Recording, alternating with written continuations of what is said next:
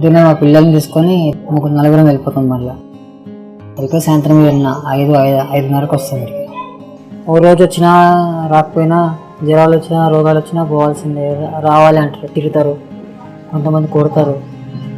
కొట్టినా ఏం పట్టించుకోము, తిట్టినా పట్టించుకోము. పని జరగాలి, మా కడుపు తిప్పాలి, మేము చేసుకుంటూ పోతాం. ఆ డబ్బాలు ఇంత పెద్ద డబ్బాలు ఉంటాయి, అట్లే లేపుతుంటే కడుపు నొస్తుంది. అట్లే వేసుకొని మొత్తం ఏరుతూ ఉంటాం. అందులో చేయి పెట్టి తీస్తూ దానిలో కాంచు కానీ బ్లేడ్ కానీ ఉంటే ఒకేలా కోసుకుంటే రక్తం పోతూ ఉంటుంది. బట్ట కట్టుకుంటాము, అట్లే ఏరుతాము. మొత్తం తడి చెత్త ఏంది పొడి చెత్త ఏంది మొత్తం మొక్కదానిలోనే వేసేది. పొద్దున పూట అన్నంకి వీలు ఉండదు మాకు. ఇంకా అట్లే పోయి సామాను ఏరుకొని ఆ చెత్త మొత్తం పాడేసి డబ్బాలో పక్క, ఇంకో పక్క, అట్టాలో పక్క మొత్తం అలాగ చేసేస్తాం. అవన్నీ కట్టేసి అమ్మేసుకుంటాం. అంతవరకు మాకు అన్నం ఉండదు, ఏముండదు. మా చేతులు ఎట్లున్నాయి అట్లనే ఏరుతాం. మాకు చేతులు కంటుకుంది అది ఏం లేదు. మాకు అదే చేతులతో ఏరుతాం, అదే చేతులు కడుక్కొని తింటాం. అంతవరకే మాది.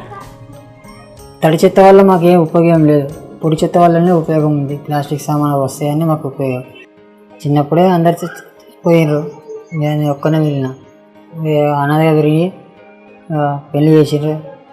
పెళ్ళి చేస్తే పిల్ల బాబు బాగుంటుంది, ఇదే పని చేసుకుంటాం.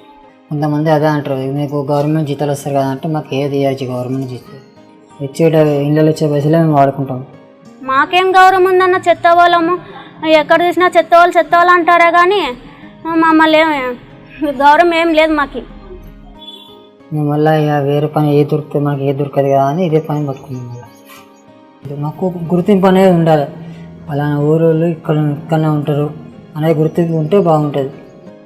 20-30 ఇస్తారు కానీ అవి ఇవ్వకపోయినా పర్వాలేదు. మాకు ఒక చెత్తలాగా మమ్మల్ని అరుచుకోకుండా ఓ మనుషుల్లాగా మమ్మల్ని చూస్తే చాలు. మాకు నెల జీతాలు ఇస్తే చాలు. మాకు ఇంట్లో ఇచ్చిన పైసలు కూడా మాకు అంతగా కూడా అవసరం లేదు. మా నాన్న ఇదే పని చేసి నేను ఇదే పని చేస్తున్నా. నా పిల్లలు ఇదే పని చేయాలి నాకు ఇష్టం లేదు. నా పిల్లలు 3 పిల్లలు, నా బిడ్డ బాగా చదువుకోవాలి, నా పిల్లలు బాగా చదువుకోవాలి 3.